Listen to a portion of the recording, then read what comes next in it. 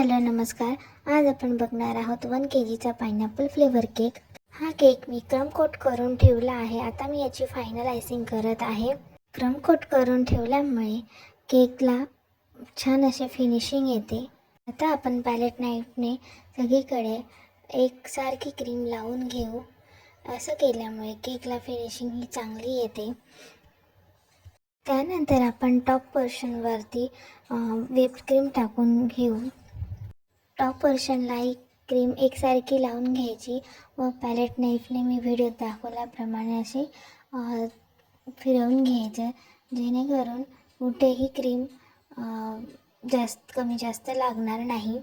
आणि स्क्रॅपर घेऊन स्क्रॅपरच्या साहाय्याने आपण टर्न टेबल गोल गोल फिरवून आपण एकसारखी क्रीम लावून घेऊ।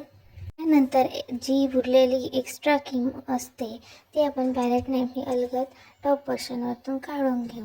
अशा प्रकारे आपल्या केक फिनिशिंग छान पद्धतीने होतो। आणि केकला टॉप पोर्शनला छान आकर्षक डिझाईन दिसण्यासाठी एक स्पूनच्या मदतीने आपण स्क्वेअर डिझाईन करून घेऊ। आता इथे व्हिडिओ दाखवल्याप्रमाणे मी पर्पल कलरची क्रीम घेऊन ती साईडने झिगझॅग करून अशी मी लावून घेत आहे। मला इथे डिझाईन करायची व्हाईट आणि पर्पल कलरमध्ये। आता ही क्रीम मी पॅलेट नाईफने व्यवस्थित पसरवून घेतली आहे।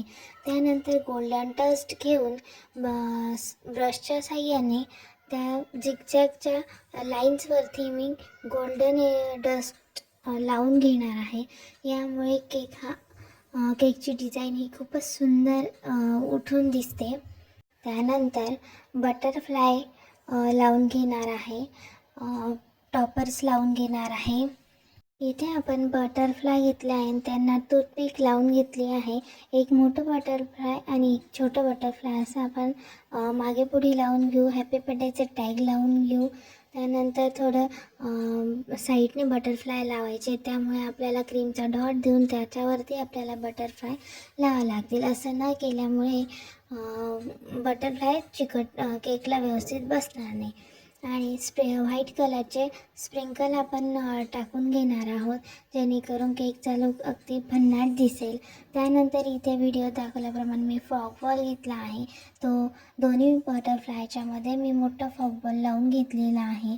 आणि दोन हॅपी बर्थडेच्या टॅगच्या बाजूने मी छोटे फॉग बॉल लावले आहे। खाली एक छोटा फॉग बॉल लावला आहे एका साईडने आणि दुसऱ्या साईडने मी छोटा फॉग बॉल लावून घेतला आहे। कसा वाटतं आपला केकचा लुक कमेंट करून नक्की सांगा। त्यानंतर आपण नाव टाकून घेणार आहोत। हे नाव मी फॉन्डंटने तयार केलेले आहे।